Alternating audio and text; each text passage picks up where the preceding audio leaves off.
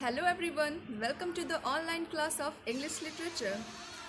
I hope you all are well and fine at your home and you all are busy in your study.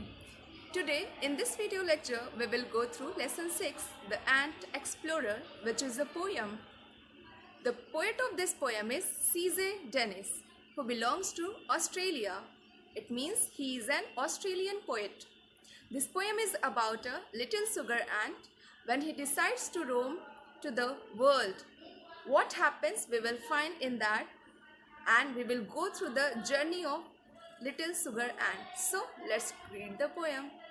As the little sugar ant made up his mind to roam, to fare away, far away, far away from home. He had eaten all his breakfast, and he had his ma's consent to see what he should chance to see. And here's the way he went, up and down a fern frond, round and down a stone.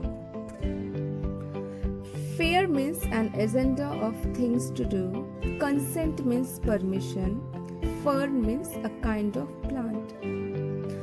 So, once the little sugar ant made up his mind to roam or to wander very far away from his home, he thought to go on an adventure. So, he did his breakfast and took the permission from his ma, and he walked on to see the world. In the middle of his adventure, he came across many little plants and round types of stones. Down a gloomy gully where he loathed to be alone, up a mighty mountain range, 7 inches high, through the fearful forest grass that nearly hid the sky, out along a bracken bridge bending in the moss, till he reached a dreadful desert that was fit across. Gloomy means dark, gully means deep ditch cut by running water, loathed means dislike. Bracken means a large fern. Moss means tiny leafy flowerless plants. And dreadful means fearful. So, little sugar ant continued his journey and went through dark deep ditch where he was all alone, nowhere there. He climbed 7 inches high mountain. He went through dreadful forest which was full of grass. He came across fern bridge and flowerless plant, and he walked till he reached to a fearful desert where no one was there.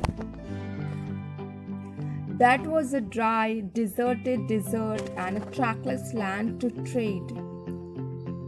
He wished that he was home again and tucked up tight in bed.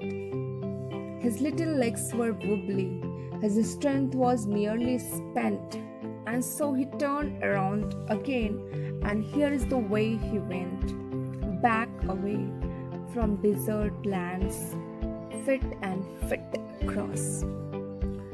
Trackless means pathless, tucked means being or having tucked. Wobbly means shaky or unstable. The deserted desert was pathless, means there was no any path, no any clear track was there. He felt all alone and his heart was full of sadness. So he wished to go, went back home and slept on his bed. Now he was almost tired by his journey. His little legs were shaky due to tiredness. His strength was almost over. And now he lost his all enthusiasm, his strength and hope. So he turned around again and moved towards his home. He turned away from the deserted land, back along the bracken bridge bending in the moss, through the fearful forest grass, shutting out the sky, up a mighty mountain range 7 inches high, down a gloomy gully where he loathed to be alone, up and down a fern front and round a stone. He lost his all might, all strength, so he back on the same path through which he had gone to explore the world. He backed to the bracken bridge and bending moss. He backed through the fearful forest grass which were almost covering to the sky. He backed from a mighty 7 inches high mountain, and he backed along the dark, gloomy, deep ditch where he had felt himself to be alone. And yes, he returned from small plants and down types of the stony area. And at the last stanza, a dreary ant, a weary ant, resolved no more to roam, he staggered up the garden path and walked back home.